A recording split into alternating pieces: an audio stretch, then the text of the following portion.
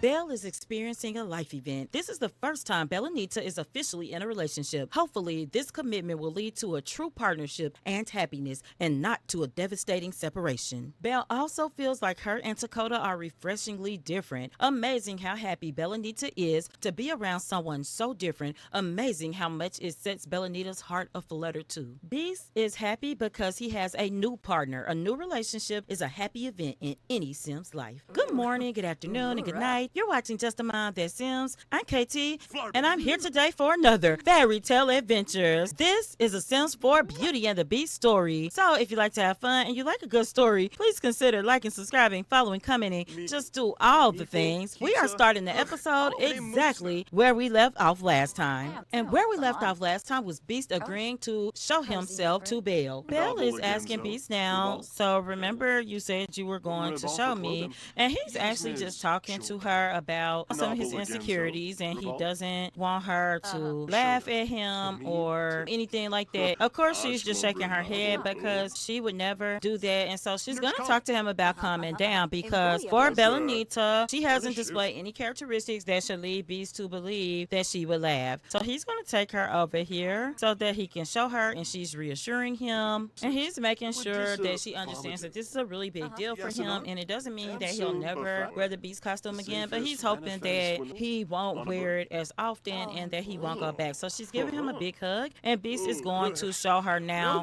who he is. He is so nervous that he is dizzy about it. So Beast is counting down, and he's like, okay, are you ready? As he spins out of his costume, all Belle sees is long, luxurious, glowing hair.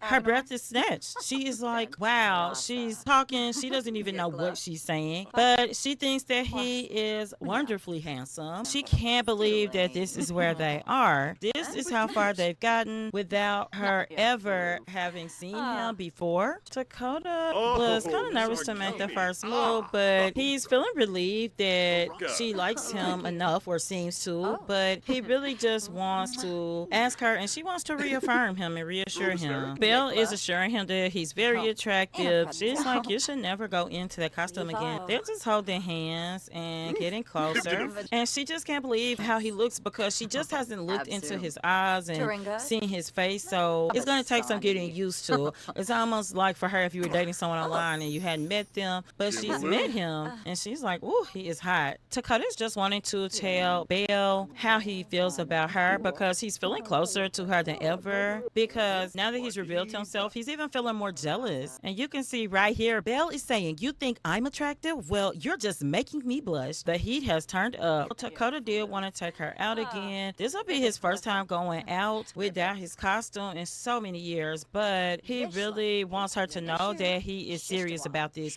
and she's asking to go out. So we'll be right back. We are back, and Takoda has changed clothes. Belle has changed clothes. She has braided his hair for him. She's just enjoying being able to touch him and feel him without that big Beast costume in the way. She's checking out his tattoos. She noticed he has a broken heart here with like a lifeline in it. She's looking at his tribal tattoos. She just thinks that he is beautiful, and he thinks that she is beautiful. So let's go inside and order some food. He's gotten some candies that they can share. Belle is even walking behind him because she needs to just look at him. Belle-Anita can't believe he is just free to look at. She's thinking how long they've known each other at this point, and she just can't imagine why someone so handsome would hide themselves away. And yes, she is prissing. Takoda is going to give Belle a gift that he got her downtown, but she's like, oh my gosh, these are so beautiful, Takoda. He's telling her that he wants to share something special with her, something that he knows that she likes, but she expressed that she doesn't get to have often, and that is pan dolce. So he's gonna come sit over on this bench with her, and she is thinking that, oh my gosh, people were calling this beautiful man a beast. They're gonna talk about it more, but right now they're just having some romantic times. Because of that, we're gonna get into our goals for the episode. So we're gonna finish out our vacation. We have one day left in our vacation. We just got the notification. Belle and Takoda are gonna be romantic, but they are also going to dive more into each other as far as Takoda's story, what led him to be tangled up with with a voodoo queen, why he made decisions he made in the past. He's really going to be open. I said in the last episode at the beginning of the vacation that Takoda had vowed to be as open as he could be. He is so happy. He is like seated dancing. So I'm going to have him order them some drinks. Gonna send them both to the restaurant. Then I'm gonna have him order drinks for the group. And he could do some Bridgeports, but let's get to this restaurant first. I mean, she's going, he's going. They're gonna go up. They've handled their needs. So okay, here they are. They are going to quickly get situated and they fall into a natural rhythm. I think these are their drinks. Yes, it is. I'm gonna have them get their drinks because they really just want a little privacy.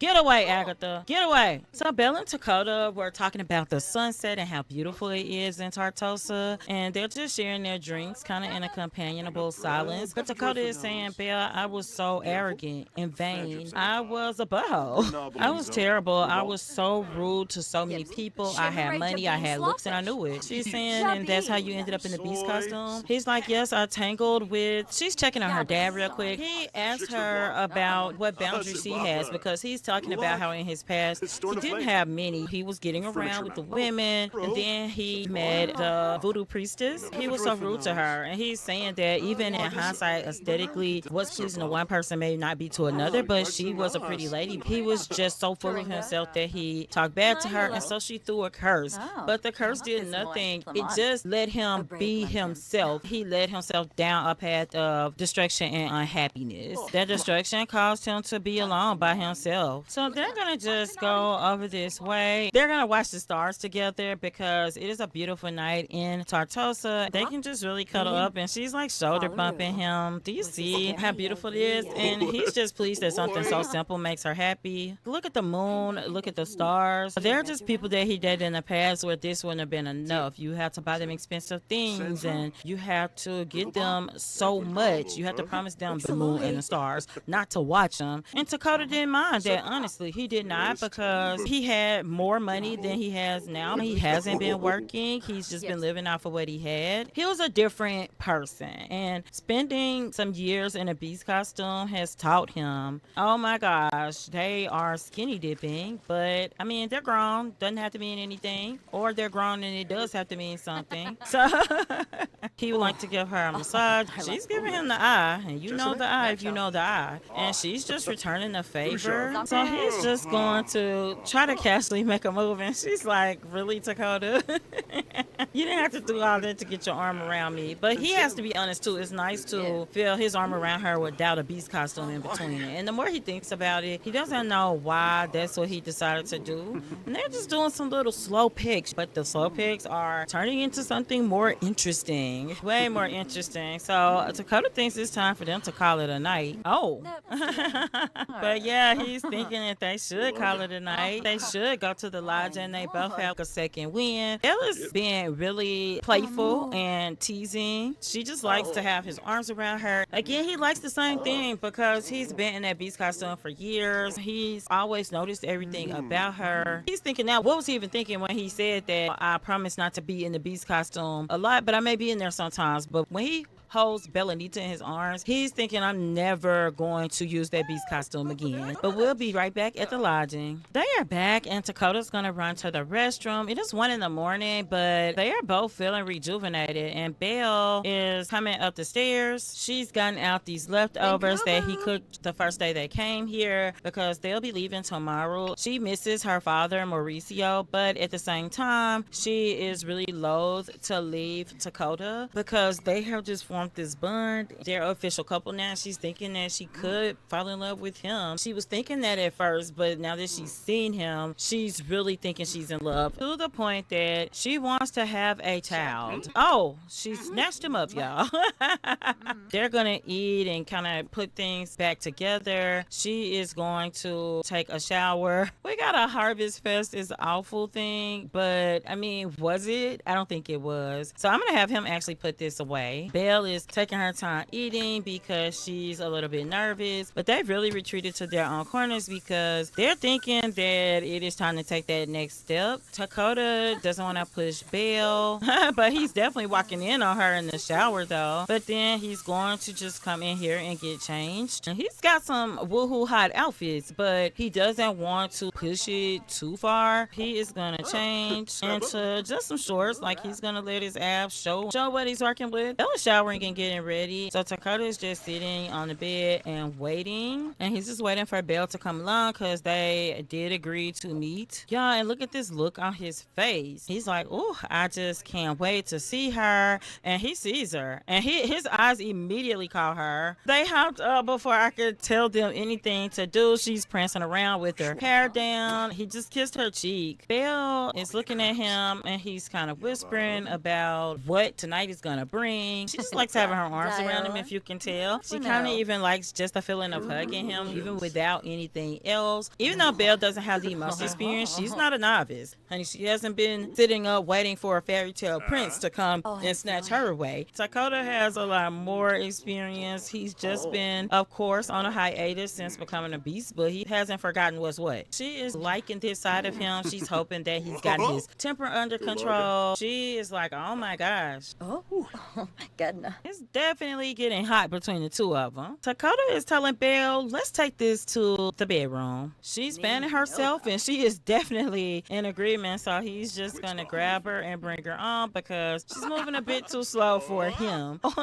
This will be their first time ever woohooing. We will be back. It is sometime later, and they are just really in an afterglow. Belle, I mean, for her to even be thinking about wanting kids, I don't think that's really what she wants right now, but it's on her mind. We'll be back when this vacation is over. Belle is back home, and she is just hugging her father first and foremost. She just wants to find out how everything went with him. She's not thinking about children anymore. She's also not happy. She feels like the house is dirty, so I am gonna have her get to work, but Mauricio asked her how her trip was with Beast, and he even remembers, so she thinks that's a good omen. So she is just cleaning up, and she's feeling a deep connection to her father. I am gonna have him go to the restaurant because he's gotta do his norm, which is to go fishing. He's a little late with it. Belle is going to go ahead and check on her bees. Then she's gonna just jog over to the downtown area and see if they've got some things for her to brew some of her herbal remedies, because she got a little sick while she was on the trip with Beast, and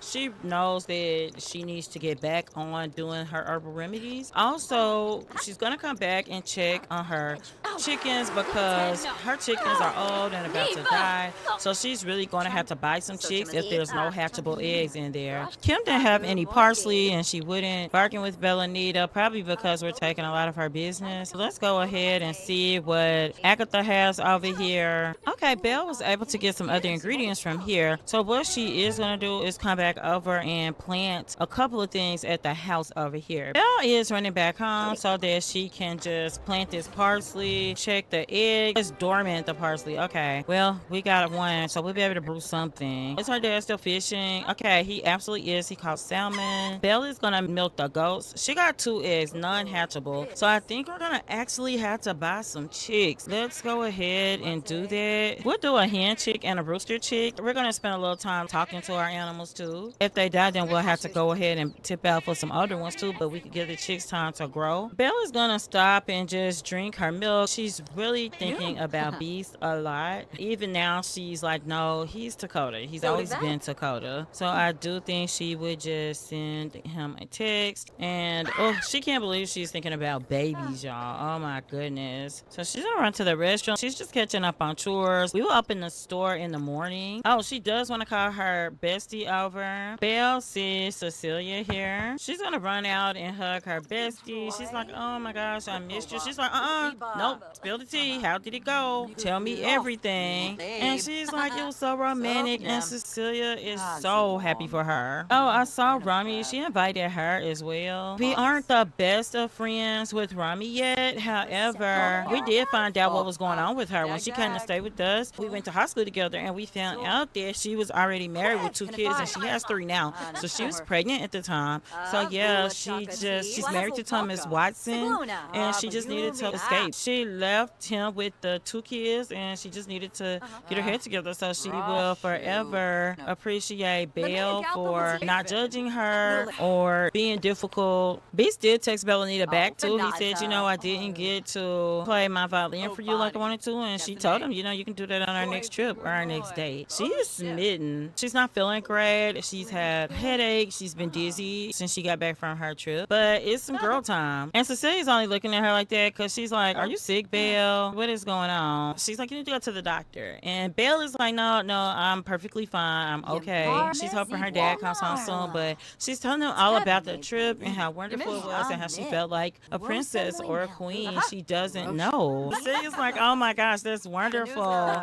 She's really happy for her. Rami whipped out a guitar. Belle did not even know she played. Oh my goodness. But it's getting kind of late. Belle is going to go out and see if she can get some more of the things she needs to brew her remedies. We'll be right back. We are back in Granite Falls, and Belle sees some fireflies. We need some walking sticks too. You have to come around here. So what she does is just pay for the campgrounds and comes and catches as many bugs and insects as she can. She really needs to be here in the day too, because I don't know how we're going to see the walking sticks at night. But anyway, we did catch some fireflies. Oh, a strawberry bush. Just gonna have her go here. The girls are actually playing. Honey, I thought the squirrel was an insect and realized quickly we could not catch it. We're gonna come over and we're just running around getting stuff that we need. The park ranger is, oh wait, those are some things. They are flying things. Oh, are those bees? Those may be bees. So we're just gonna run around here collecting the insects. Oh, baby, it got us. We had gloves on. Goodness gracious. Belle sees more fireflies actually over here. So we are gonna go and get them. And as we do, this is where we're gonna end the episode. Belle-Anita and Biz have taken their relationship to the next level, and I'm really excited to see where it's gonna lead them next. It should be interesting. I really hope that you enjoyed this episode.